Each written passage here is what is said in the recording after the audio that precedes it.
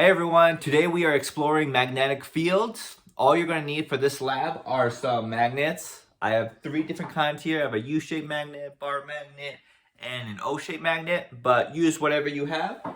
And then you're going to need a compass. The smaller the better, but again, whatever you have. And some paper. Graphing paper is great, but regular paper works just fine. All right, hope you guys are excited to do this lab. Here we go.